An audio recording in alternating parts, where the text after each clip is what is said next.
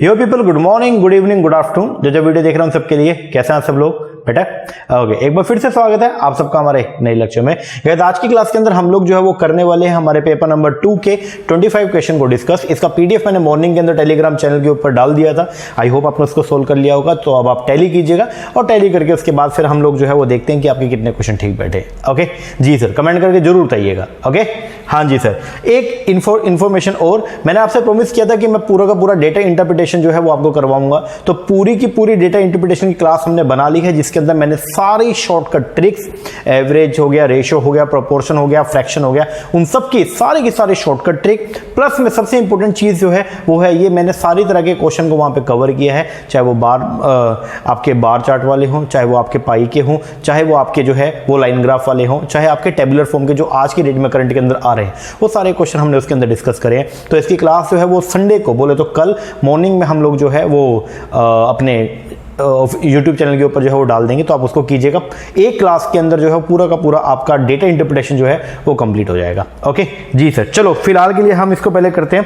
Question ये था, when current ratio is 2:1, अगर आपका करंट रेशियो जो है वो है 2:1 और अगर इक्वल इंक्रीज किया गया किसके अंदर, करंट एसेट और करंट लायबिलिटी में, तो बताइए उसका क्या रिजल्ट निकल कर आएगा। तो अगर आपका करंट रेशियो जो है 2:1 है और इक्वल इंक्रीज किया गया तो क्या रिजल्ट निकलेगा, उसको करने के लिए पहले आप एक काम करो, एज्यूम कर लो लिक्विडिटी जो रेशियोज होती है आपकी रेशियो एनालिसिस के अंदर, उसका एक पार्ट होता है आपका करंट रेशियो। ओके, तो करंट रेशियो बताता है करंट एसेट अपॉन में करंट लायबिलिटी। ठीक है, तो मतलब करंट रेशियो बेसिकली ये डिनोट करता है कि क्या एक फर्म जो है वो अपने long term short term liability का टाइम भी पेमेंट करने के लिए जो है वो एबल भी है या नहीं है। ओके, तो फर्म के शॉर्ट टर्म फाइनेंशियल पोजीशन को जो है वो ये शो करती है। ठीक है, मतलब शॉर्ट टर्म के अंदर जो शॉर्ट टर्म के कंपनी के लाइबिलिटीज है, क्या आप ड्यूली टाइम पे कर सकते हो या नहीं कर सकते हो। ओके, तो मैंने यहाँ पे एज्यूम किया, मान लो करंट एसेट अगर आपके 200 है तो करंट लाइबिलिटी आपकी 100 है। इसके बेस पर करंट रेशियो कितना आ गया, 2 आ गया। ठीक है जी, आप बोलते अगर इक्वल इंक्रीज किया जाए इन दोनों के अंदर, ठीक है, मतलब करंट एसेट और करंट लायबिलिटी दोनों में अगर इक्वल इंक्रीज किया जाए तो बताइए क्या रिजल्ट निकल के आएगा। तो अगर मैं करंट एसेट करंट लायबिलिटी दोनों को 100 से बढ़ा दूं तो नया करंट एसेट आ जाएगा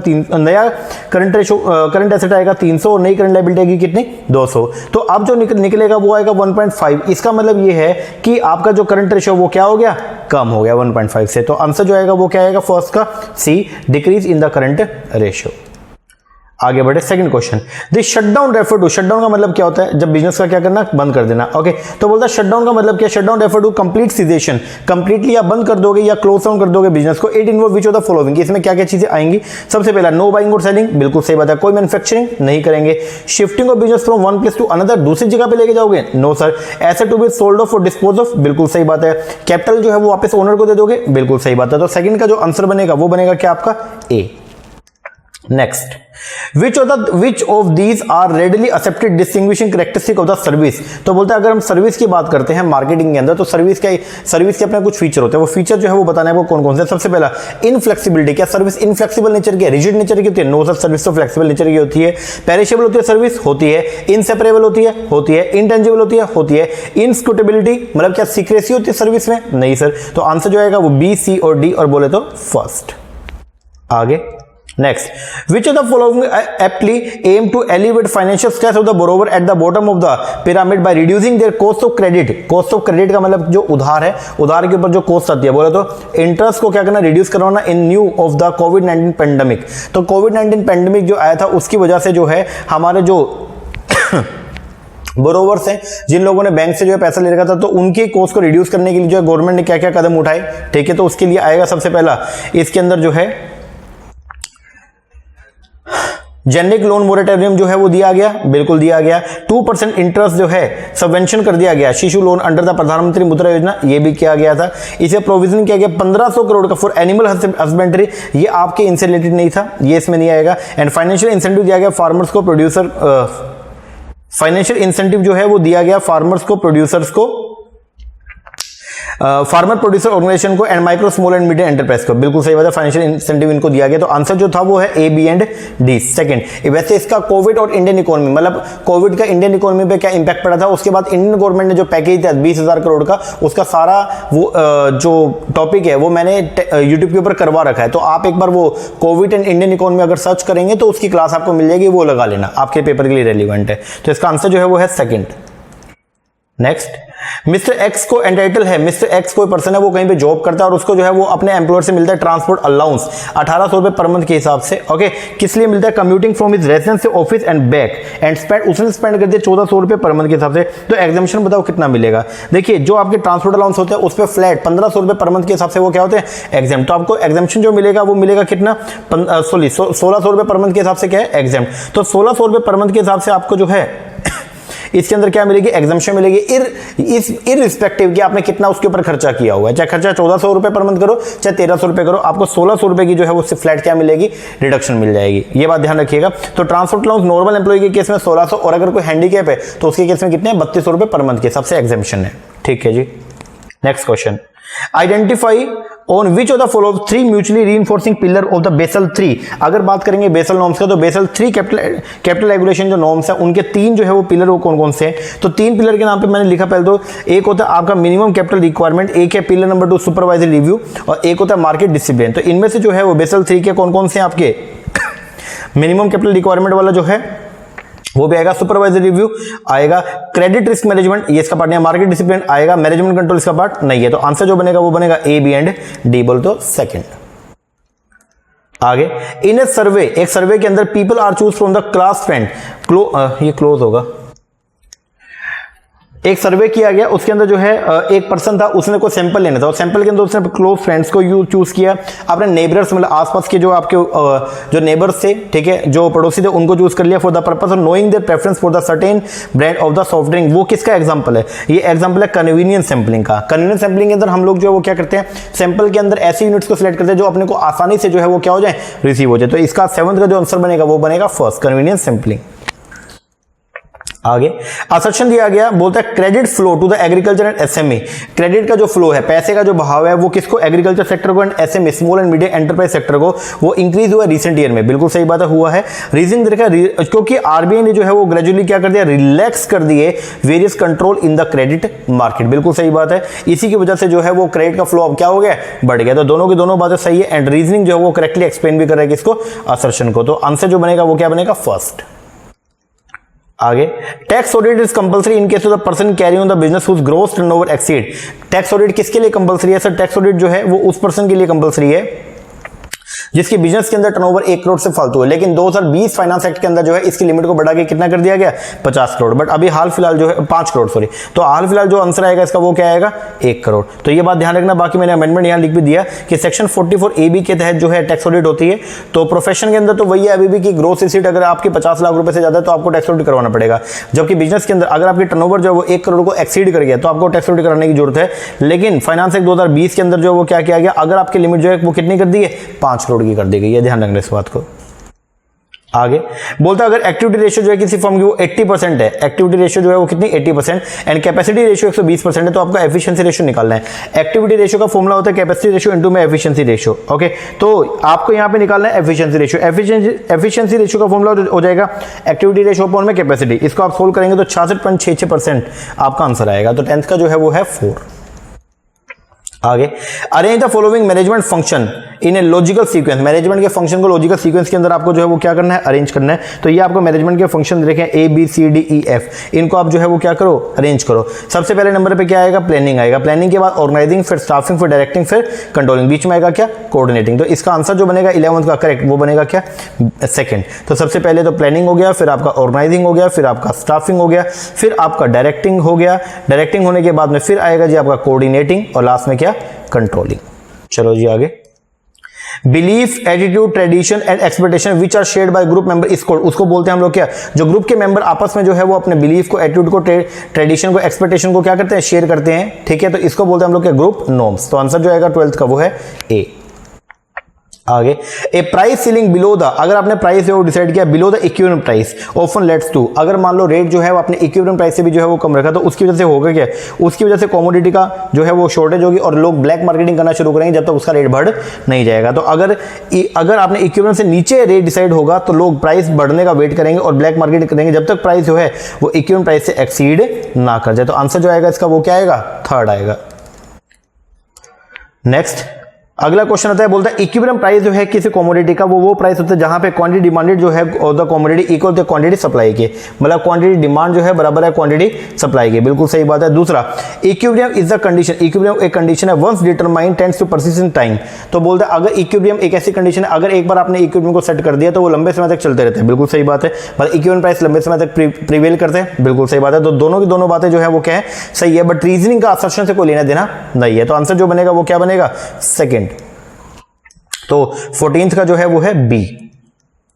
next, which of the following could be the problem with the consumer interview. अगर बात करते हैं कंज्यूमर इंटरव्यू तो इनमें से कौन सी जो है वो प्रॉब्लम है कंज्यूमर इंटरव्यू के रिगार्डिंग। सबसे पहला नॉन रैंडम सैंपल, अगर नॉन रैंडम सैंपल होगा सब्जेक्टिवनेस आ जाएगी तो ये भी एक प्रॉब्लम है, ठीक है। दूसरा जो है वो है कि आइडेंटिफिकेशन प्रॉब्लम, ये तो कोई प्रॉब्लम नहीं है। तीसरा रिस्पॉन्स बायस, अगर रिस्पॉन्स जो है वो बायस तरीके से आएंगे उनमें पक्षपात होगा तो ये भी एक क्या है प्रॉब्लम। तो आंसर जो आएगा 15th का वो आएगा ए एंड सी, बोले तो third. Next, match the following का आया सबसे पहला इनएबिलिटी टू पे इंटरेस्ट। अगर आप जो है इंटरेस्ट पे करने में इनेबल हो तो उसके लिए रेशो होती है कौन सा, interest coverage ratio. Liquidity crisis के लिए करंट रेशो अभी हमने क्वेश्चन में देखा था। इनएफिशिएंट कलेक्शन रिसीवेबल तो उसके लिए debt turnover ratio. And last, return of the equity, return of share holder fund being much higher than the overall rate of return on investment. तो इसका होता है आपका कौन सा, डेट माइनस में डेट इक्विटी रेशियो। तो आंसर जो बनेगा 16 का वो बनेगा क्या, ए। आगे, which is the correct sequence of the distribution of amount realise under the section 154 of the CGST. CGST में जो अमाउंट रिलाइज होगा तो उसका जो है सीक्वेंस क्या है, सबसे पहला जो पैसा रिलाइज होगा सीजीएसटी के अंतर्गत जो है तो गवर्नमेंट या फिर जो डिपार्टमेंट है उसको जो है वो सबसे पहले एलोकेट करेगा किसके लिए, एप्रोप्रिएट अगेंस्ट द एडमिनिस्ट्रेटिव जो कॉस्ट है उसकी खर्चा करने के लिए। फिर एप्रोप्रिएट करेगा against the amount to recover from the defaulter. फिर उसके बाद में जो है वो क्या किया जाएगा, appropriate against any other amount due from the defaulter under the act. And last में बैलेंस अमाउंट जो है उसको रिफंड कर दिया जाएगा किसको, डिफॉल्टर को। तो इसका आंसर जो आएगा 17th का वो है जी क्या आपका बी, ए सी बी डी। सबसे पहले ए, फिर आएगा आपका सी, फिर आएगा बी और फिर आएगा डी। तो ये है डिस्ट्रीब्यूशन का, ये थोड़ा सा ध्यान रखना। मतलब अगर जो पैसा पूछा अगर रिकवरी किया गया तो इस तरीके से करेंगे। सबसे पहले हम लोग जो है अपने एडमिनिस्ट्रेटिव कॉस्ट आपसे रिकवर करेंगे, उसके बाद जो अमाउंट ड्यू बनता था वो हम आपसे लेंगे, उसके बाद जो है वो क्या करेंगे कि एनी अदर अमाउंट अगर कोई बनता है वो आपसे लेंगे, बाकी जो बचेगा वो आपको वापस कर देंगे।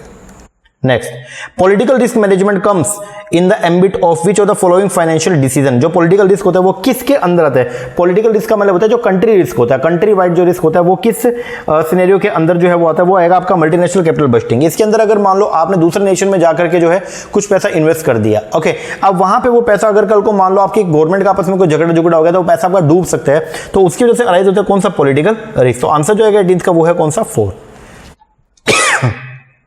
Sorry, which of the following is the first order condition. बोलता है इनमें से कौन सी first order condition to the profit maximization का। प्रॉफिट मैक्सिमाइजेशन की फर्स्ट ऑर्डर कंडीशन जो है वो होती है जी आपकी कौन सी, M R equal to M C. First order condition तो ये है। दूसरी होती है M C cut M R from below, and M C जो है वो क्या हो, राइजिंग हो। तो फर्स्ट ऑर्डर कंडीशन जो आएगा 19th क्वेश्चन के हिसाब से वो है कौन सा, B, M C, M R equal to M सी।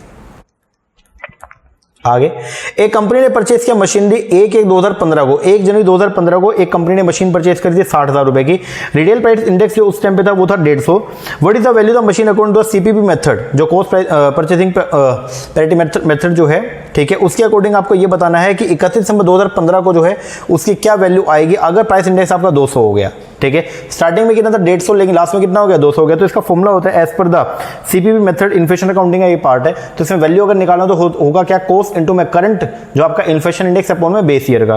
तो करंट जो है वो कितना है, 200, और जब लिया था उस टाइम पे कितना, 150। जिसका सोल्व करेंगे आंसर आएगा कितना, 80,000। तो थर्ड का जो 20th का जो है वो क्या आ गया, 80,000। आगे, survey instruments use to assess the customer perception of the service quality, उनको क्या बोलते हैं, इनको बोलते हैं जी हम लोग क्या, ये आपके दे रखे हैं यहाँ पे। तो इनका आंसर जो आएगा वो आएगा ये 4। इसको तो क्रैमिंग करना पड़ेगा आपको, थोड़ा देख लीजिएगा। ये कुछ इंस्ट्रूमेंट्स होते हैं सर्विस क्वालिटी को जो है वो मोप अप करने के लिए। आगे, arrange the following step of marketing process in the proper sequence. तो आपको इसको जो है वो क्या करना है जी, अरेंज करना है, ठीक है, मार्केटिंग सीक्वेंस को।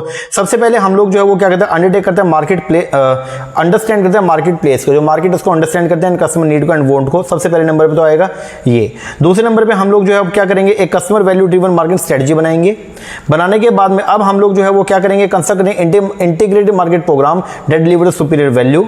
फिर इसके बाद में हम लोग जो है वो क्या करेंगे, एंगेज करेंगे कस्टमर को, बिल्ड करेंगे profitable relationship and customer and create करेंगे कस्टमर डिलाइट। और लास्ट में कैप्चर करेंगे value from the customer to create the profit and customer equity. तो इसका आंसर जो बनेगा वो बनेगा CEADB। CEADB जो है वो आएगा जी आपका 4। तो ये मार्केटिंग का जो है वो पूरा का पूरा प्रोसेस दिया हुआ है। Next, which of the following are true to the GST. GST के रिगार्डिंग जो है वो कौन कौन सी बातें सही है। सबसे पहला जीएसटी एक डेस्टिनेशन टैक्स है अगर हम बात करें, हाँ जी बिल्कुल डेस्टिनेशन बेस्ड टैक्स है। दूसरा, it benefit producing state more, producing वाले को बेनिफिट देगा, नहीं सर, जिस स्टेट में कंजम्पशन होगा उसको बेनिफिट मिलेगा, सेकंड गलत हो गया। तीसरा, इट बेनिफिट कंज्यूमिंग स्टेट, बिल्कुल सही बात है क्योंकि जीएसटी डेस्टिनेशन बेस्ड टैक्स है और इसके अंदर जो है जीएसटी उस स्टेट को मिलेगा जहां पे गुड्स कंज्यूम होगा। आगे, ये प्रोग्रेसिव टैक्सेशन है, नो सर, क्योंकि यहाँ पे रेट हमेशा सबके लिए क्या है, सेम है। और ये इनडायरेक्ट टैक्स है, indirect tax generally regressive nature के होते हैं। एंड लास्ट, ये अम्ब्रेला टैक्स है, हाँ जी, क्योंकि ये इंप्रूव करता है ईज ऑफ डूइंग बिजनेस, क्योंकि बहुत सारी चीजें इसने क्या कर ली, इंक्लूड कर ली है। तो आंसर जो आएगा वो, क्योंकि जीएसटी आपने देखा CGST, SGST, IDGST and UGST अलग अलग हैं, तो इसलिए इसको क्या बोलते हैं, अम्ब्रेला टैक्स बोलते हैं, क्योंकि एक के अंदर ही कई सारी चीजें आ रही हैं। तो आंसर जो बनेगा वो बनेगा ACE 4। आफ्टर कॉन्सेप्ट टेस्टिंग करने के बाद में a firm would engage in which of the following stage. एक फर्म जो है वो किस स्टेज के अंदर जो है वो एंगेज होती है, in developing and marketing a new product. अगर हम बात करते हैं तो देखो, न्यू प्रोडक्ट डेवलपमेंट की कुछ वो होती है, स्टेप्स होते हैं। उसमें सबसे पहले होता है आइडिया को क्या करना, जनरेट करना। दूसरे नंबर पे आता है आइडिया की स्क्रीनिंग करना। तीसरे नंबर पे आएगा कॉन्सेप्ट को डेवलप करना, टेस्टिंग करना। चौथे नंबर पे आएगा मार्केटिंग स्ट्रेटजी डेवलपमेंट। फिर होता है जी आपका बिजनेस का एनालिसिस। बिजनेस एनालिसिस करने के बाद फिर प्रोडक्ट को हम डेवलप करते हैं, फिर उसकी मार्केट टेस्टिंग करते हैं और टेस्टिंग करने के बाद फिर क्या करते हैं, उसको कमर्शियलाइजेशन करते हैं। ये एक पूरा प्रोसेस होता है। ओके, यहां पे पूछा गया है आफ्टर कॉन्सेप्ट टेस्टिंग, अगर आपने कॉन्सेप्ट को क्या कर लिया, टेस्ट कर लिया, उसके बाद में अगली स्टेज जो है वो कौन सी होती है, अगली होती है मार्केटिंग स्ट्रेटजी डेवलपमेंट, बोले तो सेकंड। और last, which one of the following is the most pervasive and sustaining objective of financial decision making. Financial decision making की बात करें तो इनमें से कौन सा मेथड जो है मोस्ट क्या है, परवेसिव है, हर जगह आपको देखने को मिलेगा। तो सबसे मेन चीज जो है वो है आपका क्या, वैल्यू मैक्सिमाइजेशन। हर फर्म जो है वो वैल्यू को मैक्सिमाइज करने की जो है वो क्या करती है, बात करती है। ओके जी सर, लो जी, ये हो गए जी आपके 25 क्वेश्चन। इनको जल्दी से आप करके उनको टैली कीजिएगा और कमेंट करके बताइएगा आपके कितने क्वेश्चन ठीक बैठे। ओके जी सर, और अब मिलते हैं हमारे नेक्स्ट सेक्शन में जिसके अंदर पेपर नंबर 1 के 20 क्वेश्चन को हम डिस्कस करेंगे। ओके जी सर, चलो ये कीजिए, मिलते हैं नेक्स्ट सेक्शन में, तब तक के लिए थैंक यू वेरी मच।